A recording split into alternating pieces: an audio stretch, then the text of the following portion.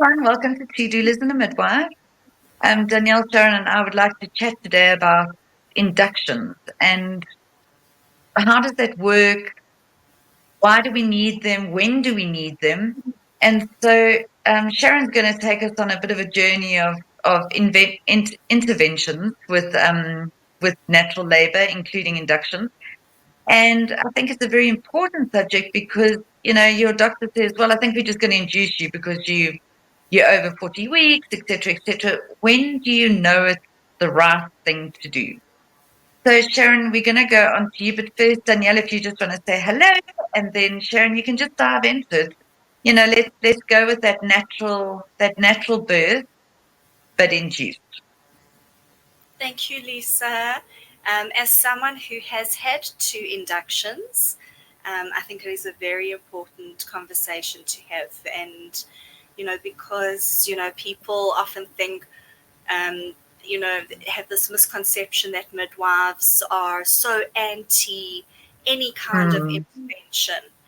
And then people also say to me, so are you completely anti Caesars and anti inductions? And I always say to them, I'm anti unnecessary interventions.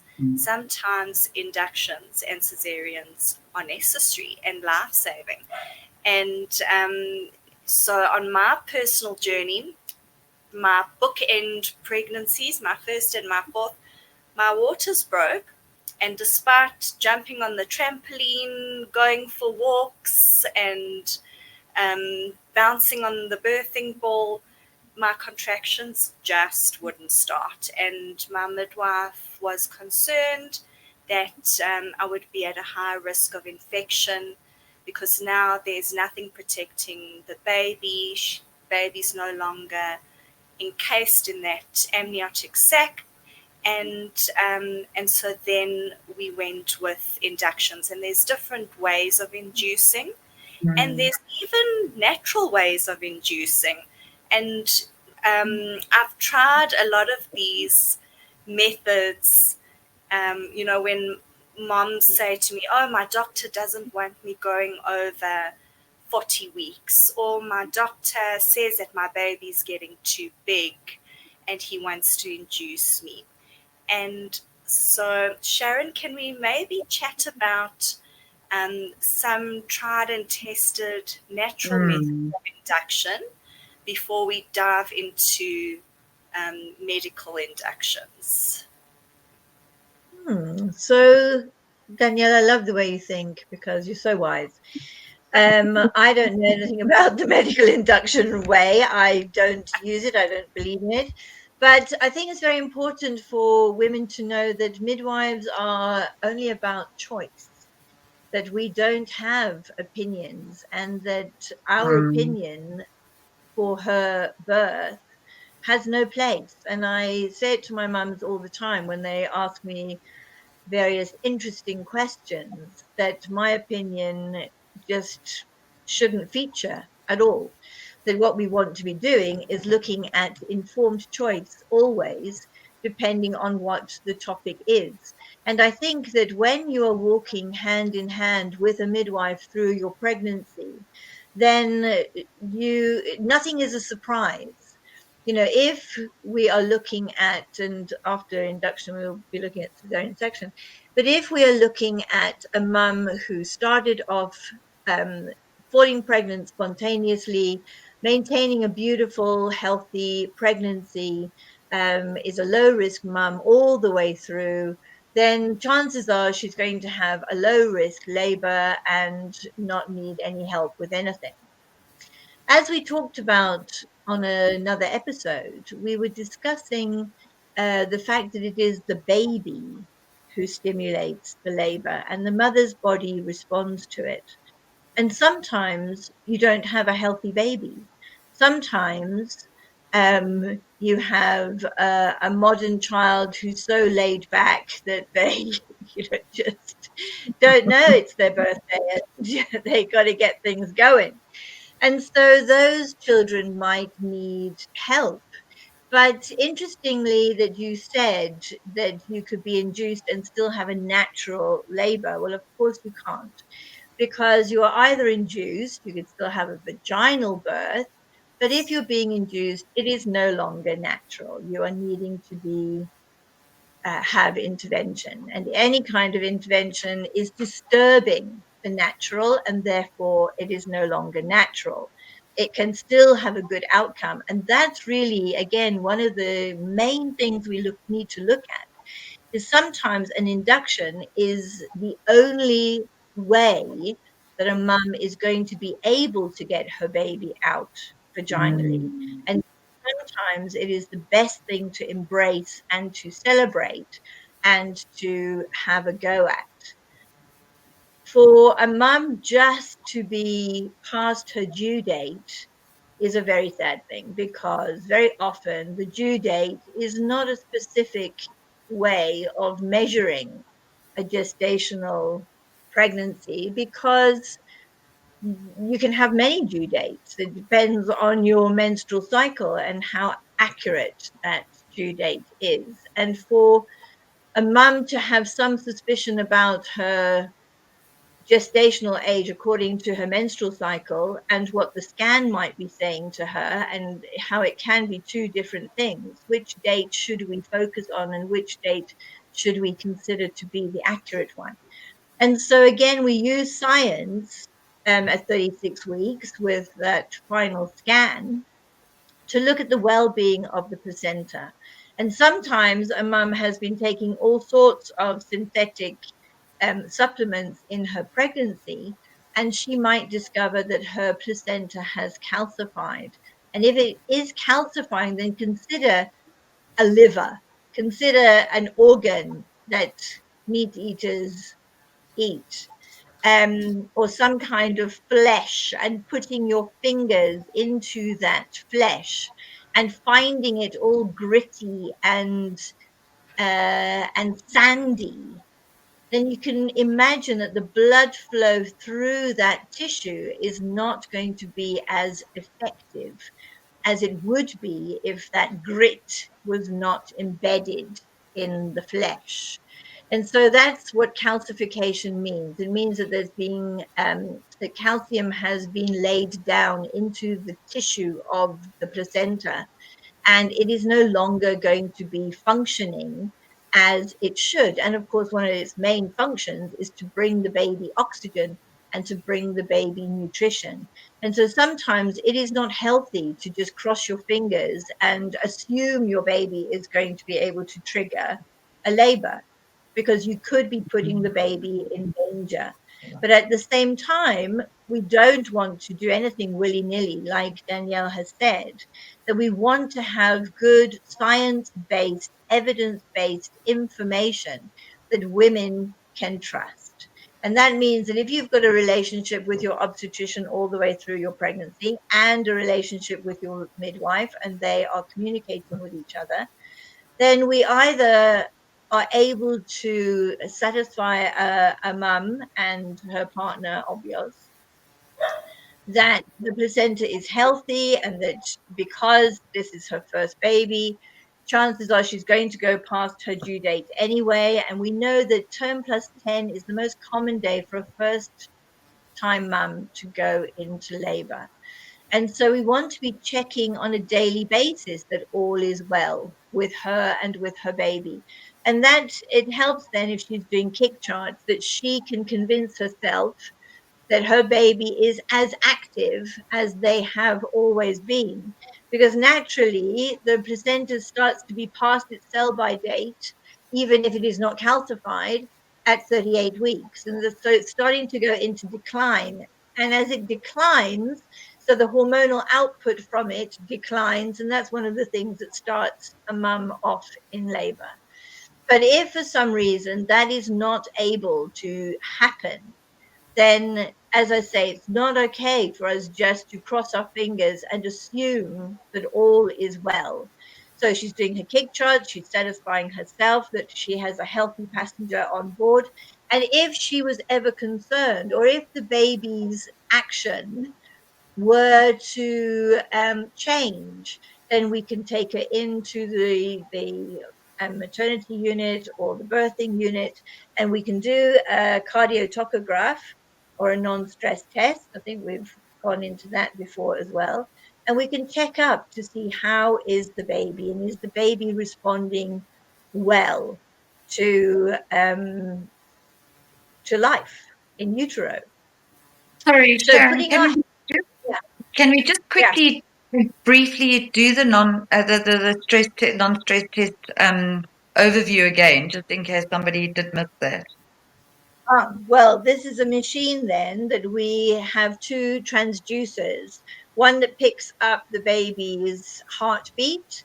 It's an ultrasound device, and the other one that picks up any pressure from the uterus. And so we can look at whether or not the uterus is contracting, and that includes Braxton Hicks contractions as well as rhythmical, regular labor contractions.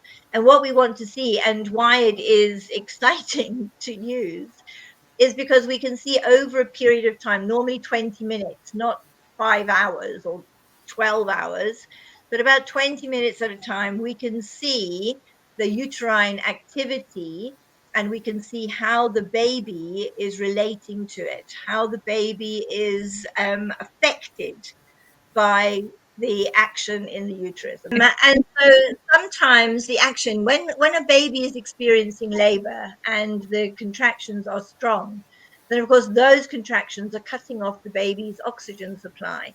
And so we want to see how the baby is affected by that, how the baby behaves during a contraction. We want to see how the baby is before the contraction started, and we want to see how the baby recovers after the contraction has ended. And so we can see a healthy reactive trace and with a healthy baby, or we can see a baby who's not reacting in a healthy way and possibly needs help. So we want to always be using science, I think, to reassure mums that all is well in the pregnancy and that it's okay for us to keep waiting, or that something is of concern and perhaps it will be discussed first as to what that concern is and what that concern might lead to, and for her then to have opinions about that. Because very often, even if the placenta is calcifying, it's not going to pack up today or tomorrow. And a wonderful obstetrician will discuss with her how many days he thinks or she thinks there might be that we can play with. And that's why natural forms of induction are so useful, because we could use acupuncture. Acupuncture happens in two different ways. We can use acupuncture where electricity is applied, or we can use acupuncture where there is no electricity applied. And that is going to stimulate her energy flow.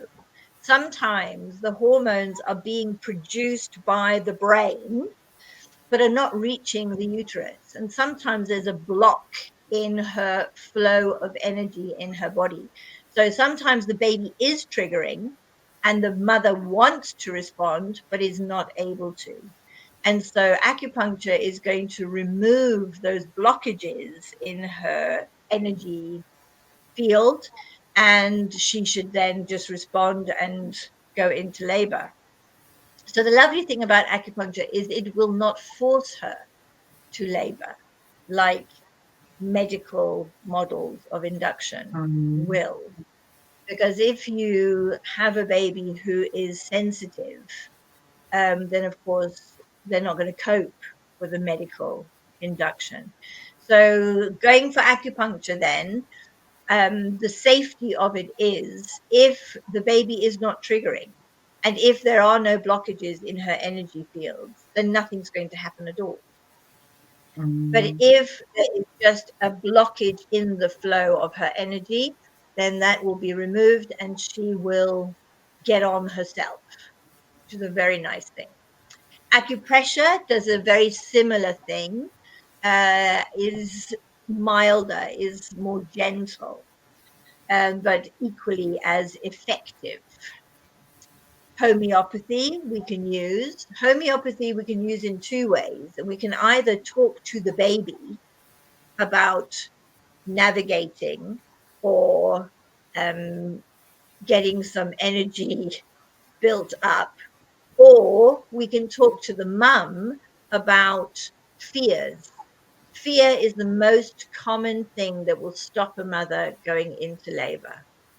And I don't think that enough women consider the power of their emotional selves and just how Absolutely. strong that is.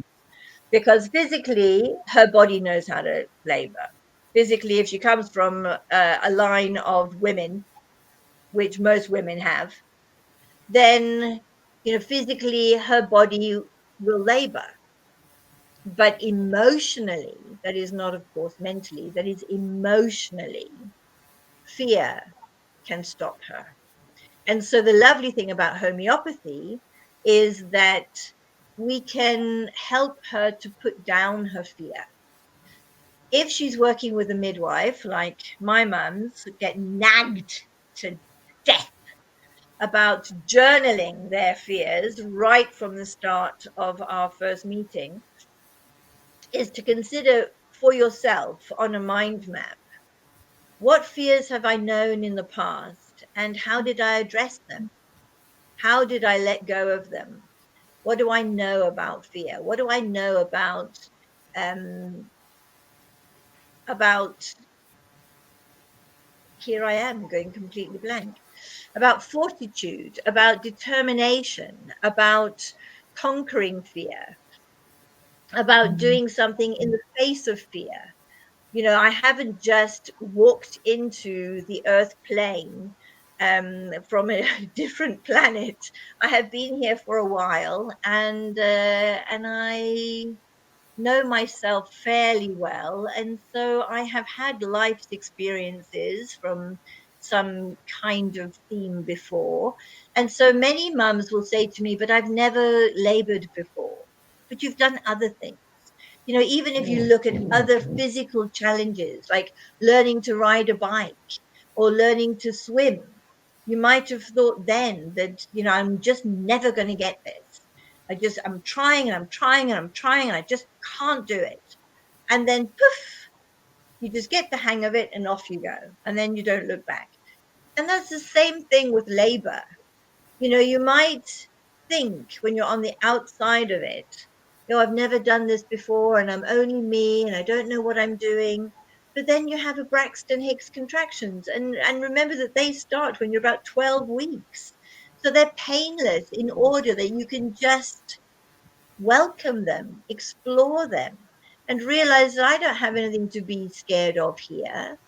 So as they get stronger from 35, 36 weeks, they're getting stronger and they're letting you know, look, I have power here. And they're letting you know, so you're managing one, can you manage two? And by 38 weeks, you're having little groups and clusters of them, and you're getting used to them, and you're not aware that you are managing early labor. And the baby is going to descend and engage, and all your pressures change and your body changes and you're not aware of it. And so hopefully by the time you start to have painful contractions, you just have one and you think, ooh, that was exciting. And then you think of all the things that you have practiced in order to manage the intensity of labor. What about a bath? What about a shower? What about going for a walk? What about having something to eat? And if you've got all your tools available to you, perhaps your partner could rub your back. What about some aromatherapy oil on your back? What about all these exciting, relaxing things that you can use and still maintain control of your process? And that is a major aspect of a mum in labor, because control is very important. And one of the things that many women are concerned about and fearful of is handing over control to somebody else.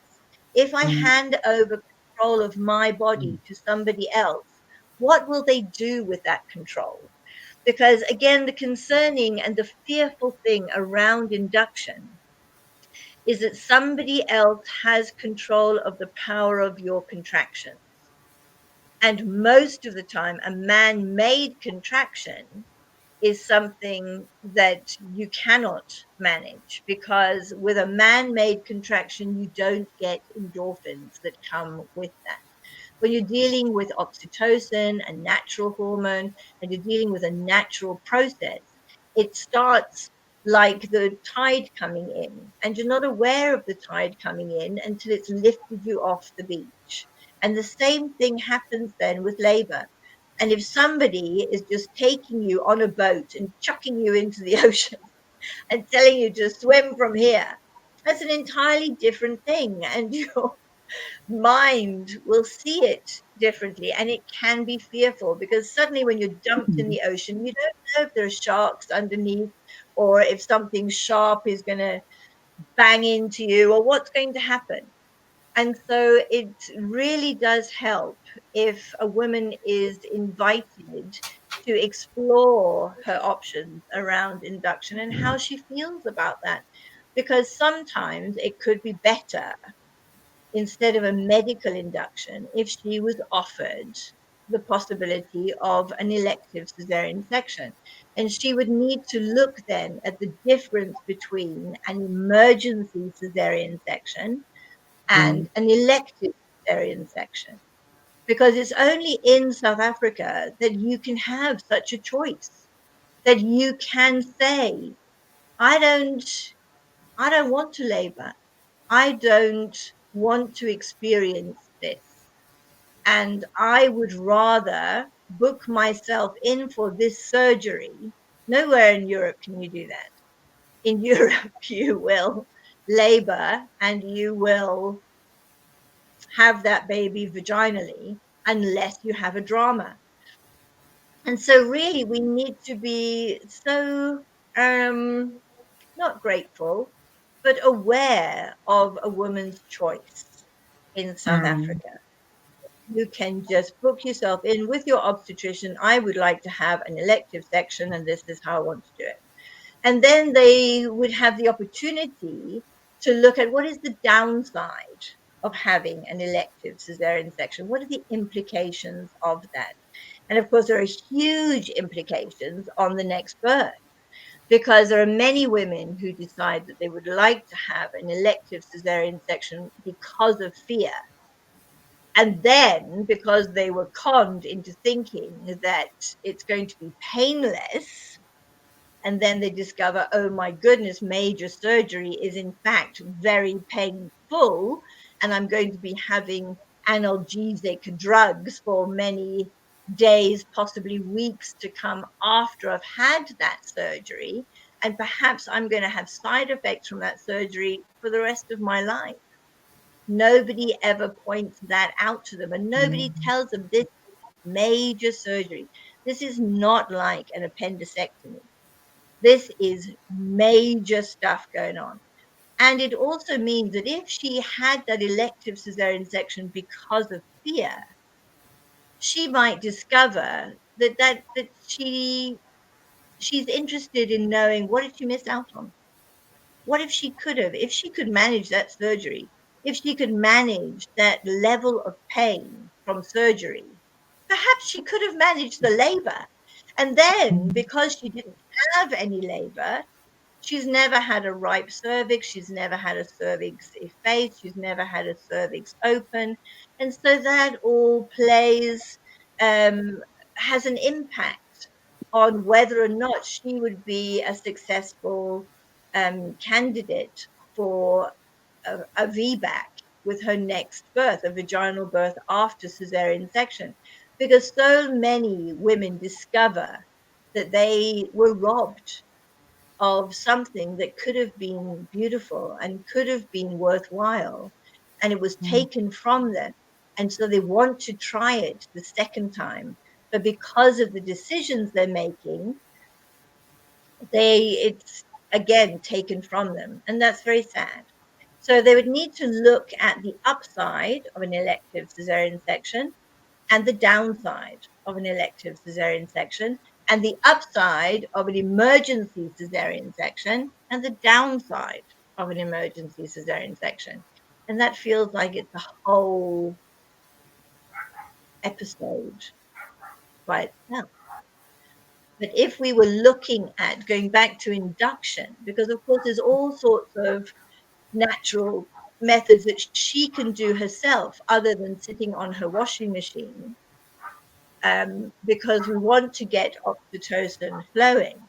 And that means that if in the privacy of her own home, she either has an electric friend or she has a human friend who can do nipple stimulation or clitoral stimulation or produce oxytocin. There is oxytocin in semen. There is prostaglandin in semen. But of course, nobody wants to tell a man that it's a very small amount. He would need to make his deposit and then put her bum on pillows to raise her hips so that that deposit can bathe the cervix and hopefully ripen the cervix.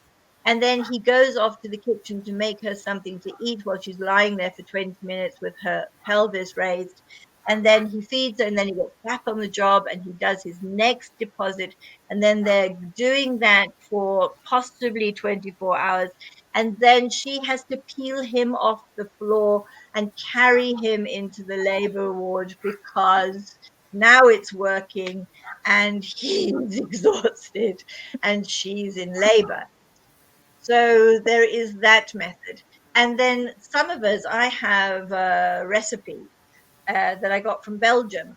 And in Belgium, they have a very small percentage of induction, and it's successful. And so I have an arrangement with the obstetrician that I use, and he will say to my mums that everything is right. So they have their scan, everything's looking good, but there is a time period here where the placenta is not looking very good, or the amniotic fluid is on the diminishing side of normal, and tell Sharon to give you the brew.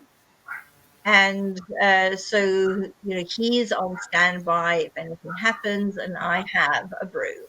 People will think that I have a broomstick as well, but I don't really. I just have a brew. And so far, I have only had one medical induction in, I think, 20 years, possibly a bit Oh, more than that I've been in South Africa, and it failed anyway. And it was because the mum asked for it. She wanted to be medically induced, and so we had a go. And it was either she was emotionally not ready or physically not ripe, and so we ended up having a cesarean section anyway.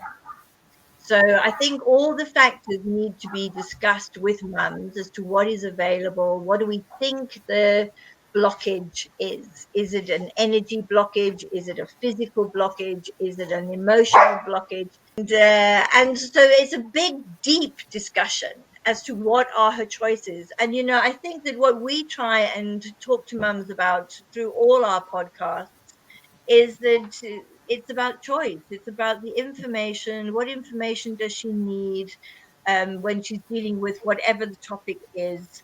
And how does she make an informed choice?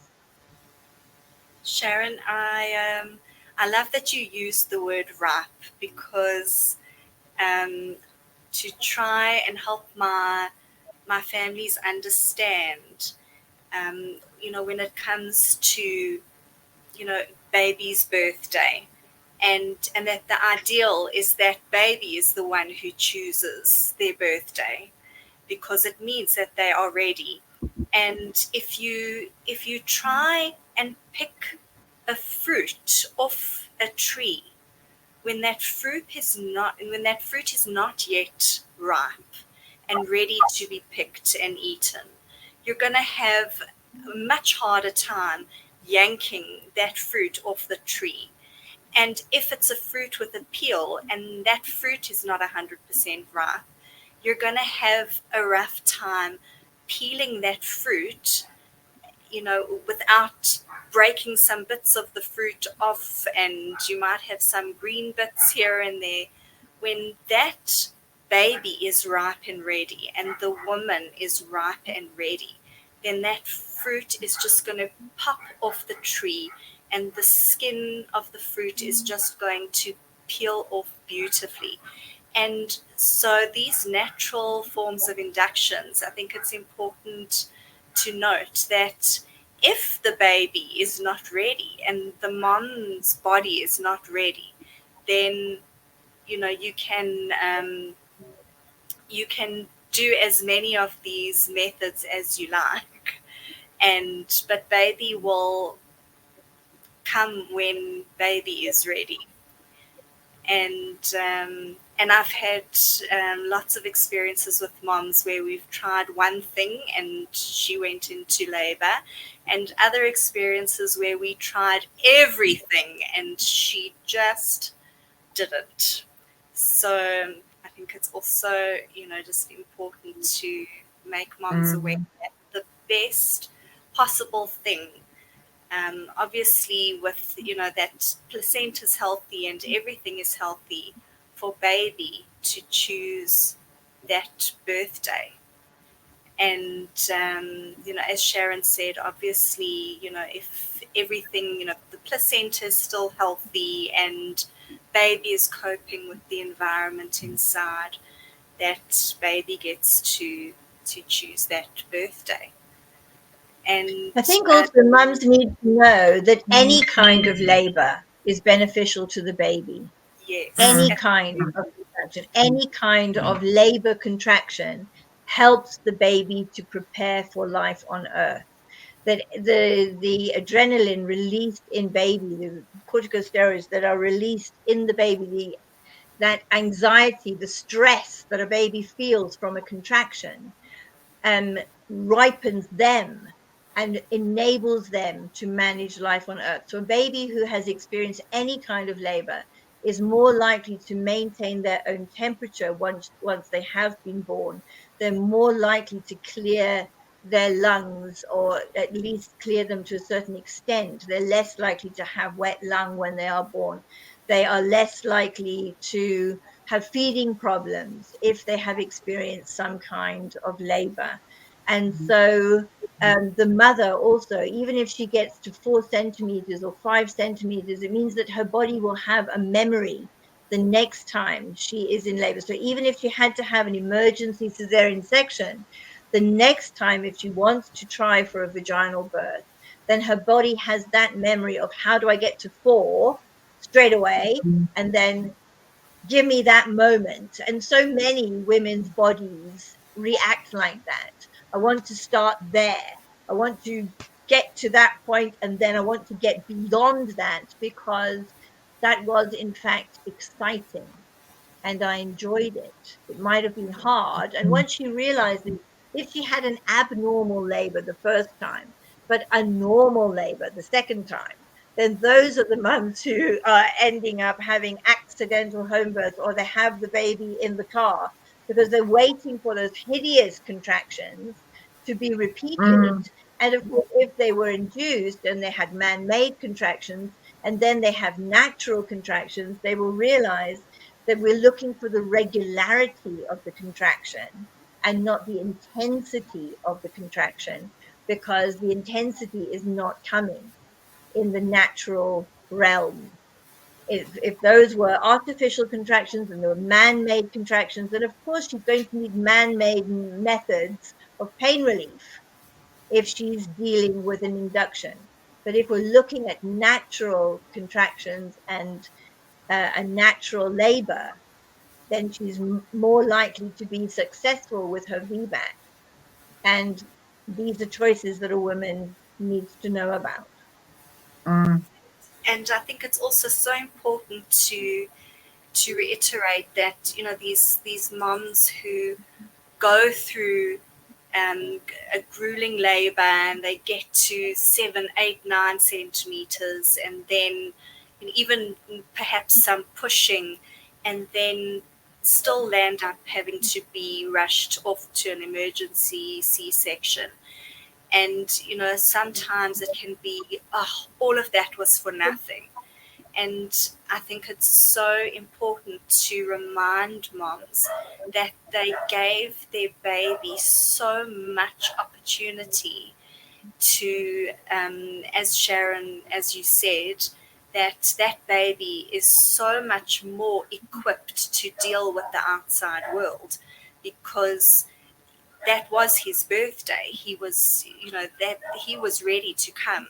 And even though he may have come out the sunroof, as some people call it, um, his lungs will be ready, and He'll you have know, he, he'll have all the good bacteria yeah, that I love. So no, I agree with you. I think there's a lot of elements to every pregnancy, and every pregnancy is so unique that we can't say, you know, well, you've got to try for natural labor. We need to, as Sharon keeps reiterating as well, is that it's about choices. And I love that there are so many natural things to do to assist in that labor. I wanted to talk to you about like pineapple and dates and all those things that I I mean, was just thinking about personally, pineapple. I know with the pineapple, it's very important you eat the core. It's not about the pineapple, it's about the core of the pineapple. And have you had success rates with food inducing labor? Well, it depends on how ripe were you in the first place. Because if you're just on the Exactly. edge of something that you were going to do naturally and somebody tips you over the edge, then you are going to all celebrate the fact that that was very successful, wasn't it? But if you had no ripeness at all and no intention of laboring for another 10 Mm. days, then you can eat all the curry in the world and go on all the bumpy roads that you can find and, bonk till your heart's delight. But you're not going to start laboring. You're just going to end up being exhausted and curryfied. Okay, so Because we talk about the pips from the pawpaw seeds as well, or mm, pumpkin it's, seeds too. it's There's a lot of moms natural. do that. Yeah. Yeah. That a lot of moms do that. They want to try all these methods, and they do, and then some of them do say, "Oh, well, it definitely bought on labor for me or not." But what does it look like for a woman to have medical induction? So, what is the process there? Because the gynae then said, or the obstetrician or midwife has then said, "Okay, lots of calcification. We want to medically induce you." What is the process, and what are the different types of medical induction? It depends on the condition of the cervix. Sometimes she's 41 weeks and the cervix is ripe and is central and it's ready for action. In which case, in a hospital environment, if she is 2 centimeters or sometimes even 1 centimeter, then the intention is to rupture the membranes. And so the idea behind that is to increase the pressure within the uterus and have the baby descend more abruptly onto the cervix. So the cervix Mm, opens in two ways. The contractions of the uterus pull the cervix open from the bottom, and the baby is pushing the cervix open from the top. And when you have a baby in an optimal fetal position, that one, no, like that one. Then you've got the round part of the head sitting on a round cervix, and you have an even expression of pressure, and so you have progress. But if you have anything that is uneven, then yes, we can then increase the pressure further by causing the uterus to contract artificially. And that would be with syntocinon going up. But if the cervix is not even ripe and is totally posterior, then a prostaglandin gel is often applied in order to ripen the cervix, first of all. And then you wait 12 hours and then you check it again and see, does she need another dose? Has anything happened? Has the cervix relaxed at all? Can we get an amni hook in there to rupture the membranes? But then she has to understand that if the membranes have been ruptured, of course, 12 hours down the line, and we're looking at antibiotics, and perhaps she has started labor, or perhaps she's still not in labor, and so she needs to consider that as well. How does she feel about having that major intervention of antibiotics? Of course, if she's having any kind of cesarean section, she's having a major dose of antibiotics anyway. And so she would need to consider how much time she has available, and is it worthwhile taking the time as soon as possible. If I've got mums who are VBACs, then we don't wait until her due date to do something. We would be doing acupuncture or acupressure or reflexology from 38 weeks, because it's gentle and it's slow, and it also, from her emotional peace of mind, enables her to think that she's doing something. She's not just sitting around waiting for time to pass and for it to run out, but she's participating in getting things going. And therefore, she's less likely, from an emotional point of view, to run out of time. She's more likely to be affected positively by any kind of input, and therefore to relax enough to labor herself.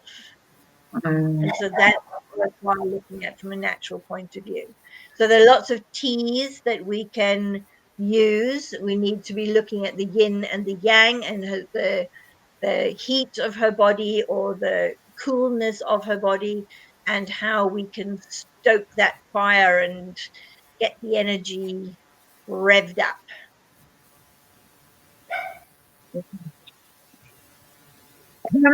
When it comes to VBAC, we obviously, like you say, you're starting early with trying to just get things to soften.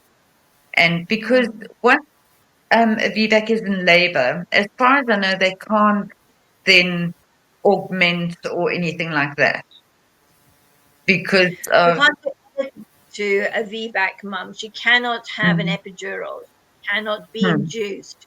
She cannot be augmented. She cannot be messed with in any way at all. She must labor in her own time, but there is a time limit on her labor also. So it's very Okay. important that she understand what labor is and when to go into the hospital. She needs to be able to monitor the fact that her baby is safe and that her baby is well, that her membranes are intact, and what her contractions are doing.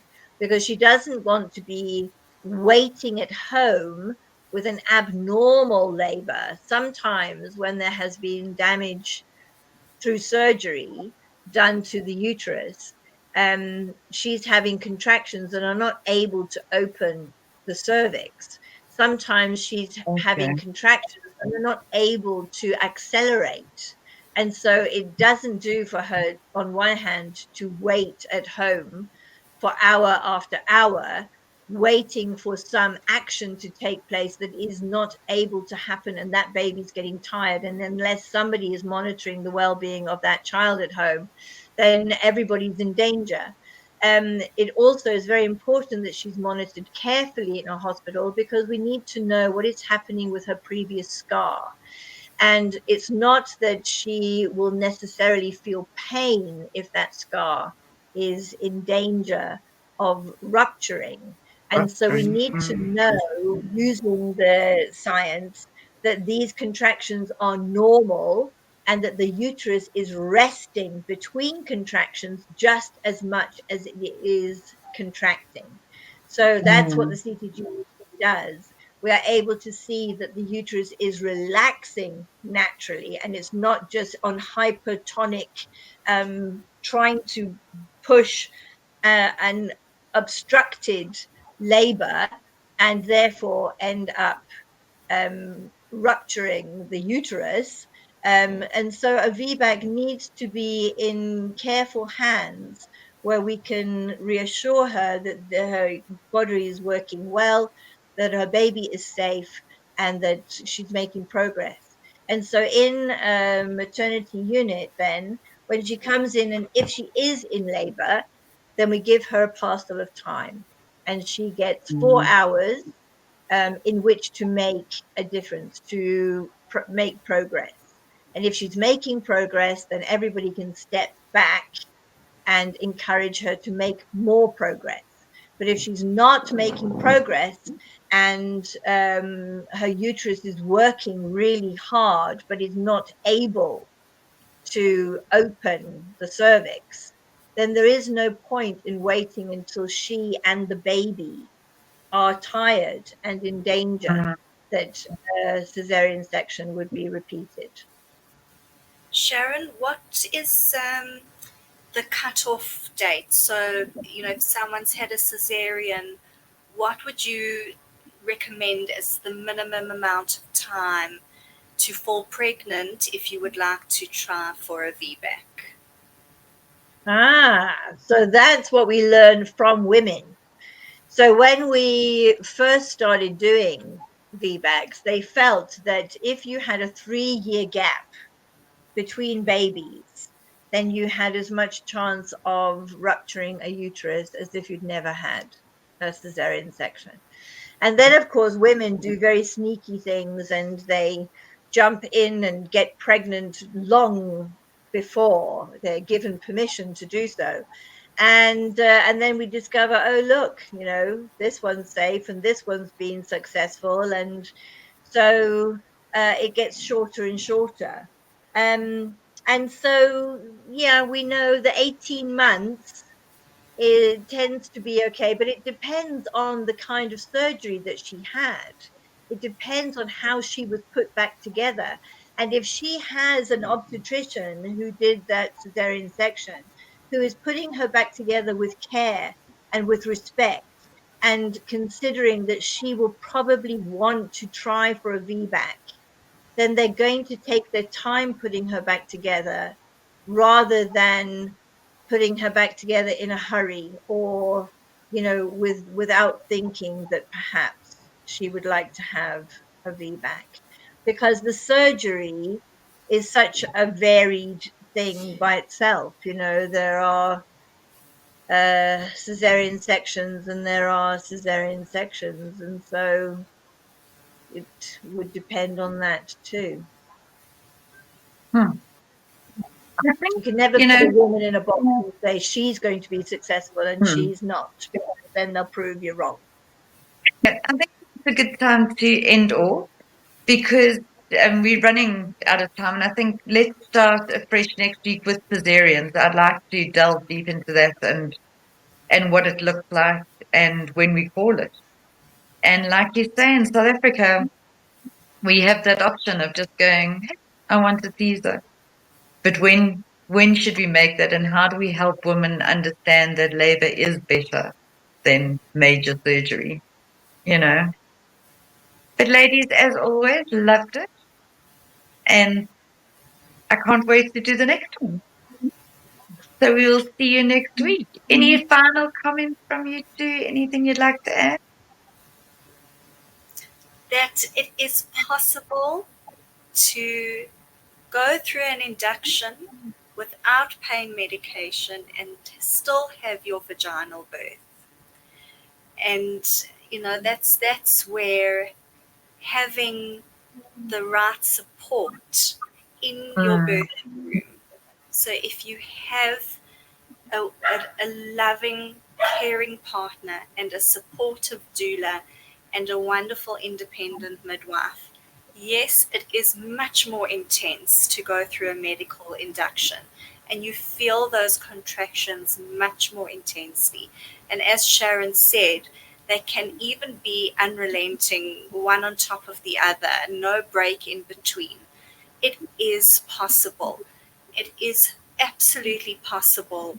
And your induction is not signing your your consent for a cesarean when you agree to an induction. So that is my 2 cents. I think also it's important for women to know you can be induced and have pain relief and have a vaginal birth. Yes. We'll see you next time. Thank you, everybody. Thank you. Bye. Bye.